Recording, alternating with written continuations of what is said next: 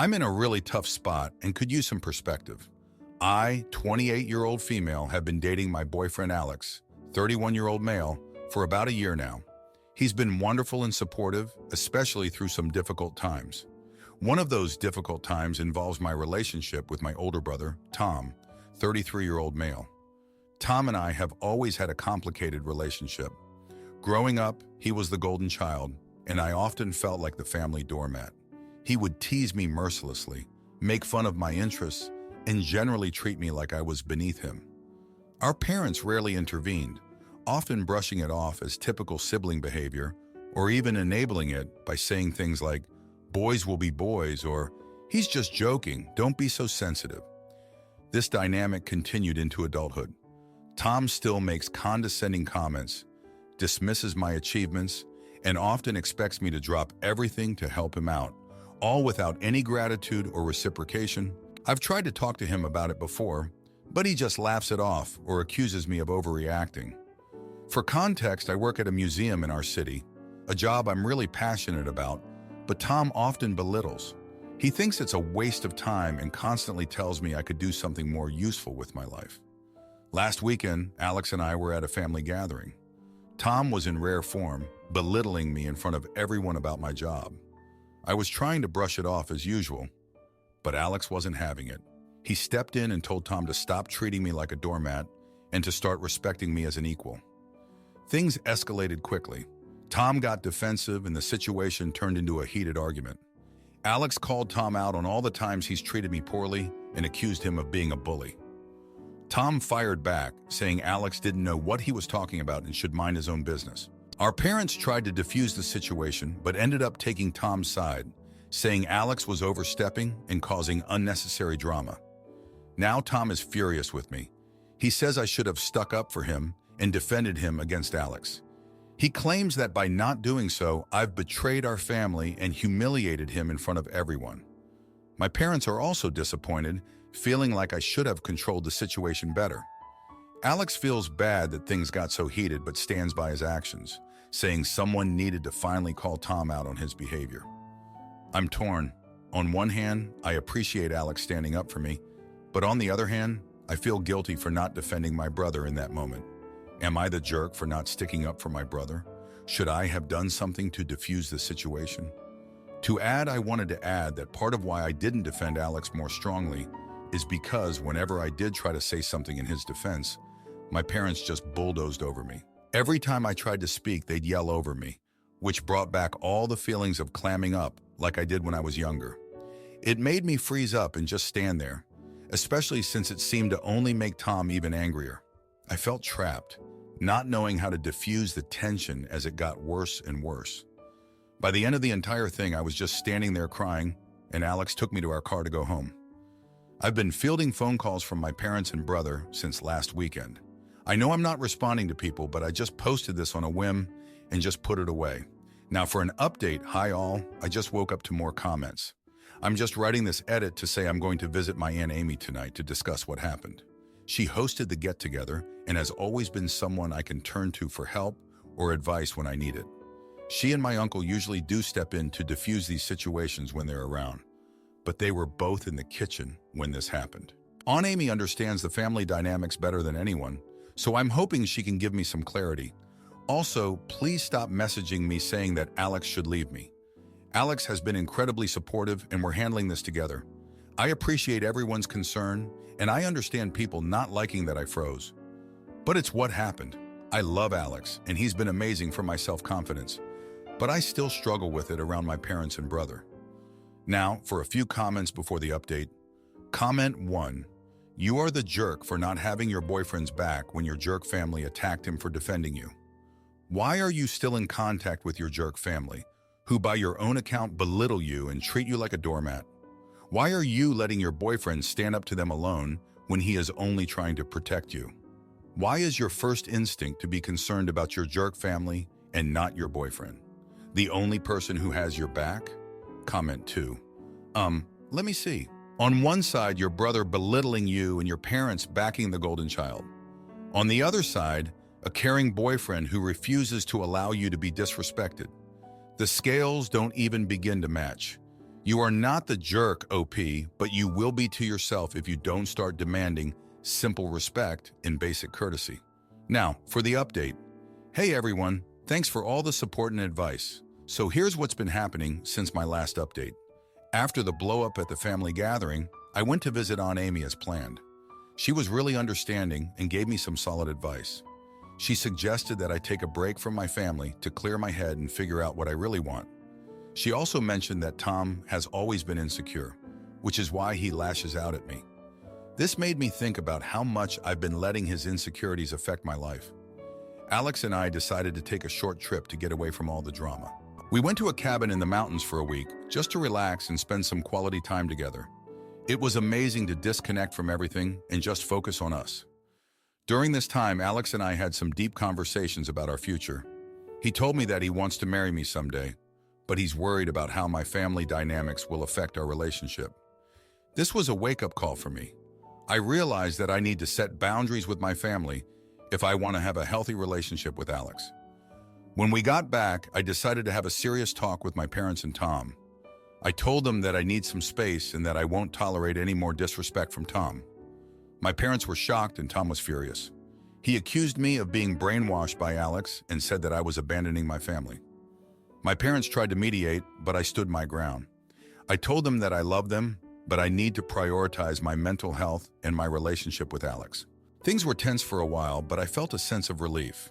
I started focusing more on my job at the museum, which has been going really well. I even got a promotion to a managerial position, which was a huge confidence boost. Alex was so proud of me, and it felt great to have his support. However, the peace didn't last long. A few weeks later, I got a call from my mom. She told me that Tom had been in a car accident and was in the hospital. I rushed to the hospital with Alex, and when we got there, my parents were already there. Tom had some minor injuries, but was going to be okay. My parents were relieved, but Tom was still angry with me. He blamed me for not being there for him and said that if I hadn't distanced myself, maybe the accident wouldn't have happened. This was a low blow and it hurt deeply. Alex tried to comfort me, but I felt a mix of guilt and anger. I knew that Tom was just lashing out because he was scared and in pain, but it still stung. I decided to step back again and focus on my own life. I couldn't keep letting Tom's issues drag me down. A few days later, I got a call from Aunt Amy. She told me that Tom had been struggling with some personal issues and that the accident was a wake-up call for him. He realized that he needed to make some changes in his life. Aunt Amy suggested that I give Tom another chance and try to rebuild our relationship. I was hesitant, but I agreed to meet with him. When I met Tom, he seemed different. He apologized for how he's treated me over the years and admitted that he's been dealing with a lot of insecurities. He said that he wants to work on our relationship and be a better brother. I was skeptical, but I decided to give him a chance. We started meeting regularly for coffee and slowly began to rebuild our relationship. Things were going well for a while, but then something unexpected happened. I found out that Tom had been talking to my parents about my relationship with Alex. He told them that Alex was controlling and that I was making a mistake by staying with him. This felt like a betrayal, especially after we had been working on rebuilding our relationship. I confronted Tom about it, and he denied everything at first. But eventually, he admitted that he was worried about losing me to Alex and that he thought he was protecting me. This was a huge setback, and I felt like all the progress we had made was for nothing. I told Tom that I needed more space and that I couldn't trust him right now. This whole situation has been incredibly draining. Alex has been my rock through all of this, but I can see that it's taking a toll on him too. He's been patient and supportive, but I know that he wants me to stand up for myself more. I feel like I'm stuck between my family and my relationship, and it's tearing me apart. Looking back, I realized that my relationship with Tom has always been complicated. Growing up, he was always the favorite, and I was constantly trying to prove myself. I remember one time when I was about 10 years old, I won a school art competition. I was so proud of myself, but Tom just laughed and said that it was a silly achievement. My parents didn't say anything, and I felt crushed. This pattern continued throughout our lives, and I always felt like I was never good enough. I think a lot of Tom's behavior stems from his own insecurities. He's always been competitive and has a hard time dealing with his own failures. I remember when he didn't get into his first choice college, He was devastated. Instead of dealing with his feelings, he took it out on me. This doesn't excuse his behavior, but it helps me understand where he's coming from. As for my parents, they've always tried to keep the peace, but in doing so, they've enabled Tom's behavior. They never wanted to take sides, but by not standing up for me, they were essentially taking Tom's side. This has been a hard pill to swallow, but it's something I need to accept if I want to move forward. Right now, I'm focusing on my job and my relationship with Alex. I'm trying to set boundaries with my family and prioritize my own well-being. It's not easy, but I know it's necessary. I'm hopeful that things will get better, but I'm also prepared for the possibility that they might not. Thanks for reading. Am I the idiot for not reminding my friend about the deadline and refusing to lie for them? So my friend I'll call Sam and I are currently in our university finals week of this school year, and there is one class we share. In this class, Sam is convinced the professor dislikes her and is marking her down on her other classwork because of his bias. I don't know if this is true. Our final was a minimum 2 100-word essay utilizing the papers and resources discussed throughout the semester, so it isn't supposed to be a drawn-out research paper with tons of outside sources. We were told about this paper at the beginning of the semester and were advised by the instructor to start it last week because no late submission would be accepted. I write down the due dates of all of my projects and essays one day early as a way to trick myself into not turning any in late. Sometimes it works, and Sam knows this. This has caused Sam to not ask me when things are due because she says she works best under a time crunch, and I'll usually give her a different day. While I was working on my essay 4 days ago, I asked Sam, who was watching a show, if she was going to work on hers. She told me she would start it later and that she would be fine, so I let it go. The following day, I was working on my essay, and I would ask her about her essay, but eventually, she got fed up with my nagging and told me to stop asking her about it. I completed my essay by the deadline I had given myself, June 9th at 11:59 p.m., and turned it in. During all of our other projects for the class, the deadline was 11:59 p.m. on the due date. However, apparently for the final, the due date was 11 a.m. on June 10th. Sam had planned on cramming her paper during the 10th, but since she is a late sleeper, she didn't wake up until well past 11 a.m., causing her to miss the turn-in time. When she woke up, she realized that she had missed the time and got super upset. The final essay is worth 25% of our total grade, and since it will be going in as a 0, she will likely either fail or barely pass the class because of her current grade.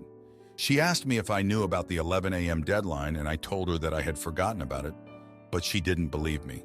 She told me that it was my fault that she was going to fail and that I should have told her the turn-in time because the professor would have found any excuse to knock down her grade. To add, the turn-in time is explicitly stated in the Word doc instructions document the professor shared, but I had changed the due date and time on my copy as soon as I got it. On our university's classes website, we don't use Canvas, but something similar. You can find the time the submission page closes, so I could have found the official turn-in time and told her. So am I the idiot for not telling her the turn-in deadline for the paper? Now for a few comments before the update. Comment 1. You told me to stop nagging you, so I did. It's not, and should never have been, my responsibility to tell you when your work is due. I tried to remind you many times and you told me to stop, saying that you would get it done. I did what you asked. Comment 2. You can find the time the submission page closes, so I could have found the official turn-in time and told her. Not the idiot. You know who else could have checked the time submissions close? Your roommate. Now for the update. Hey everyone, a lot has happened since the last post. After Sam missed the deadline for our final essay, things got pretty tense between us. She was really upset and blamed me for not reminding her about the 11 a.m. deadline. I tried to explain that I genuinely forgot about it, but she wasn't having any of it. She kept saying that I should have known better and that I set her up to fail. It was hard to see her so angry, especially since we've been friends for a long time. In the days following the missed deadline, Sam became more distant. She stopped hanging out with our usual group and avoided me whenever possible. I felt guilty, even though I knew it wasn't entirely my fault. I started questioning if I could have done more to help her. Maybe I should have double-checked the deadline and reminded her, even if she told me to stop nagging. But what's done is done, and I couldn't change the past. Sam decided to appeal to the professor, hoping to get some leniency. She wrote a long email explaining her situation, mentioning her belief that the professor was biased against her. She even asked me to back her up by writing a supporting email. I was torn. On one hand, I wanted to help my friend, but on the other hand, I didn't want to lie or get involved in something that could backfire. I told her I needed some time to think about it. While I was mulling over what to do, I noticed that Sam's behavior was affecting her other classes too. She started skipping lectures and not turning in assignments. It was like she had given up. I tried talking to her about it, but she brushed me off, saying she didn't need my help. It was frustrating to see her spiral like this, and I felt helpless. One day I ran into our mutual friend Alex, who mentioned that Sam had been talking to another professor about her situation. Apparently, she was trying to get an extension on another project by using the same excuse about the professor's bias. This made me uneasy. It seemed like Sam was using the bias angle as a crutch to avoid taking responsibility for her actions. I didn't know what to think anymore. As finals week progressed, I focused on my own studies. But the situation with Sam was always in the back of my mind. I couldn't shake the feeling that our friendship was hanging by a thread. I decided to talk to my academic advisor about it, hoping for some guidance. She advised me to be honest with Sam and to set boundaries. She also suggested that I encourage Sam to seek help from the university's counseling services. I took her advice and tried to have a heart-to-heart with Sam. I told her that I cared about her and that I was worried about her. I also mentioned that I couldn't lie for her in the email to the professor. She didn't take it well. She accused me of not being a true friend and said that I was abandoning her when she needed me the most. It hurt to hear that, but I knew I had to stand my ground. A few days later, I found out that the professor had denied Sam's appeal. She was devastated and blamed me even more. She said that if I had backed her up, things might have turned out differently. I felt awful, but I also knew that I had made the right decision. I couldn't compromise my integrity, even for a friend. In the aftermath of the appeal, Sam's behavior became more erratic. She started lashing out at other friends and isolating herself even more. It was clear that she was struggling, and I wished there was something I could do to help. I reached out to Alex and a few other friends, and we decided to stage an intervention. We wanted to let Sam know that we were there for her and that she needed to get help. The intervention didn't go as planned. Sam was defensive and angry, accusing us of ganging up on her. She stormed out, and we were left feeling defeated. I couldn't help but wonder if we had made things worse, but I knew we had to try. In the weeks that followed, I focused on my own well-being. I stayed in touch with Alex and our other friends, and we supported each other through the stress of finals. I also made an effort to reach out to Sam, even if she didn't respond. I wanted her to know that I still cared. One day I received a message from Sam. She apologized for her behavior and admitted that she had been struggling with more than just the missed deadline. She revealed that she had been dealing with personal issues that she hadn't shared with anyone. She thanked me for trying to help and said that she was going to seek counseling. It was a relief to hear from her, but I knew that our friendship would never be the same. Trust had been broken, and it would take time to rebuild. But I was willing to try, and I hoped that Sam would find the help she needed. Looking back, I realized that the situation had tested my loyalties and forced me to make difficult decisions. It wasn't easy, but I learned a lot about myself and what it means to be a true friend. Thank you for reading. Am I the idiot for confronting my boyfriend after he mocked my favorite music artist? In front of our friends, a little background. We've been going out since high school and have a very jokey relationship. Poking fun, for the most part, isn't out of the question, though if one of us says we aren't comfortable with one of the jokes, the other makes an effort not to make it again. I have been a bit of an obsessive fan of a music artist since I was 14. I have more than one tattoo inspired by this artist and her aesthetic. I have seen her in concert multiple times. I own more merchandise than I can say, and have run several different fan accounts devoted to her during this time. I understand this is weird. I try not to bring it up in everyday conversation because I am aware it is weird. Most people who know me in passing do not know this about me, and only my best friend and my boyfriend know about my fan accounts. I am not the person who talks about this artist constantly. I am not the person who is annoying in large groups about it anymore. There was a learning curve when I was in high school, but losing friends is a great motivator to fix yourself. My boyfriend has on and off made jokes about this since we got together. Admittedly, whenever I bring up that it makes me feel insecure and unsafe expressing myself around him, he stops for a while. But he always starts up again, and it just bothers me. I can't fully explain it, but it makes me feel like the things I like are somehow inherently bad, and that he wants me to stop having this interest because he doesn't see value in it. Now, he's never said that, and I don't genuinely believe that, but that's how he makes me feel. An example, I had been cleaning dishes and listening to her music when he came into the kitchen and started singing along in the most high-pitched, off-key, falsetto voice I had ever heard, before busting up and turning it off and saying something like, "I don't see how you listen to this crap." This was one of the times I told him that he had hurt my feelings. He apologized, explained that he had only meant it as a lighthearted joke, and that he didn't care what kind of music I listened to. I don't really get mad over this, it more just hurts my feelings. Context out of the way, we were out at dinner with his friends and their girlfriends. I had left to go to the bathroom and came back to him showing them a video on his phone, and the audio was familiar right away. It was a performance from over a decade ago that was panned pretty universally. They were all laughing, and he was making a lot of jokes until he noticed I had gone quiet and said to lighten up. I tried to smile, but he wouldn't drop it, and I said, "I don't like your music either, but I would never make fun of you for it. You know that?" It was a quiet meal and ride home, and he is now barely talking to me. Two of the girlfriends there said I made everything awkward and that I was being unfair because we always made jokes with each other. Am I the jerk? Now, for a few comments before the update. Comment 1, I'd say not the jerk specifically because you've told that you feel uncomfortable with him making jokes about it, and he went and made the joke in front of his friends and their girlfriends. Honestly, I'd have a sit down and tell him how you feel and where you stand and take the situation from there. But it is quite disrespectful of your feelings, the way he disregards them.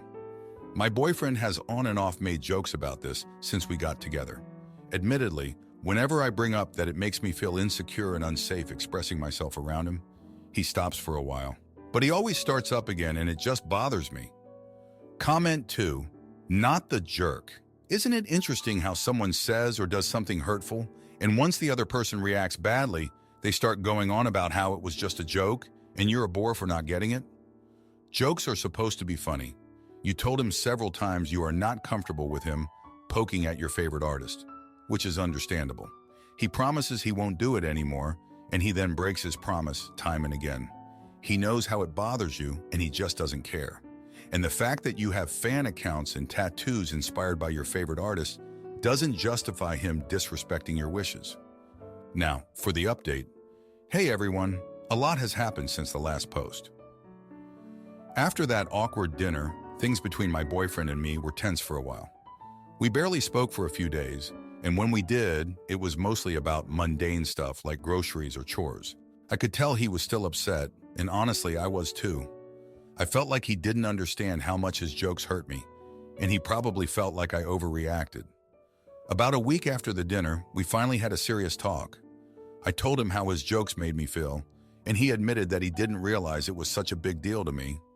He apologized again, and I thought we were making progress.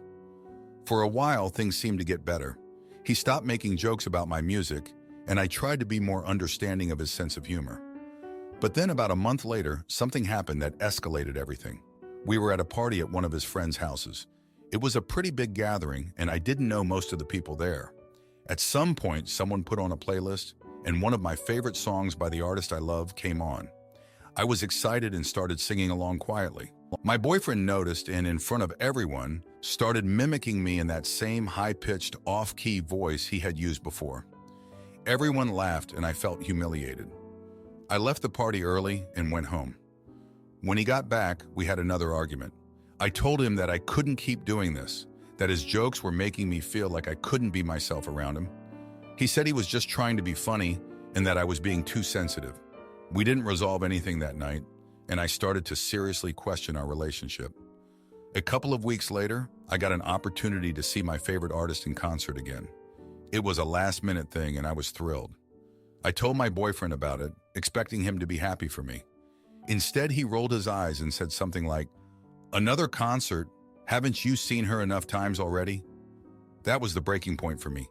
I realized that he would never understand or respect my passion for this artist. I decided to go to the concert alone. It was an amazing experience, and for the first time in a long time, I felt truly happy and free. But when I got back, things with my boyfriend were worse than ever. He was distant and cold, and I could tell he was still upset about the argument we had before the concert. One night, we had another serious talk. I told him that I couldn't keep living like this, that I needed to be with someone who respected my interests and passions. He said he loved me and didn't want to lose me, but he also admitted that he didn't understand why I was so obsessed with this artist. He said he felt like he was competing with her for my attention, and that it made him feel insecure. That was a revelation for me.